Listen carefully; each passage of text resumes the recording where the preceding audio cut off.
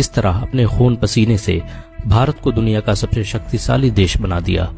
कारनामा नंबर 1, विशाल साम्राज्य। मुसलमानों के आने से पहले भारत टुकड़ों में बटा हुआ था। यहाँ हर राजा का अपना देश था।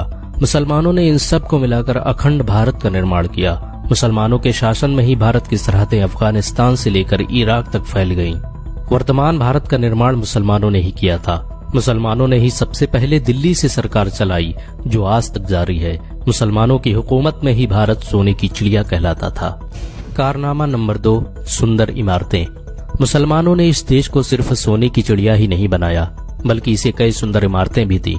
आज भारत में मुस्लिम शासकों के जरिए बनाई गई हजारों इमारतें देश की खूबसूरती बढ़ा रही हैं।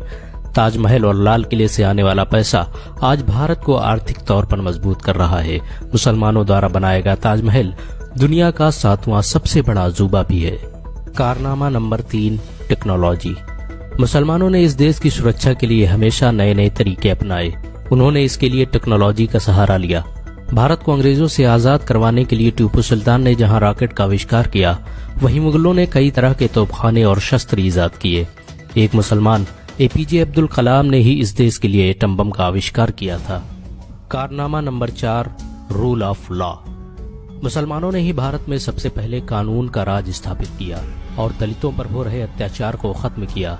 मुगलों की हुकूमत में दलित पहली बार सरकार का हिस्सा बने, जिससे भारत में समानता का माहौल पैदा हुआ। इस्लाम की शिक्षाओं से छुआछूत को खत्म करने में काफी मदद मिली। कारनामा नंबर 5, वेल्थ पावर।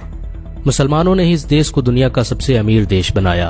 औरंगजेब के दौर में दुनिया की आधी दौलत भारतीयों के पास थी। अंग्रेज जिस कोहिनूर हीरे को लूटकर इंग्लैंड ले गए, उसे मुसलमान ही भारत लाए थे। आपको ये जानकर हैरानी होगी कि विदेशों से भारत पैसा भेजने के मामले में मुसलमान आज भी सबसे आगे हैं। भारत में सबसे अधिक दान मुसलमान ही देते हैं। भारत मुसलमानों के दिलों में बसता है।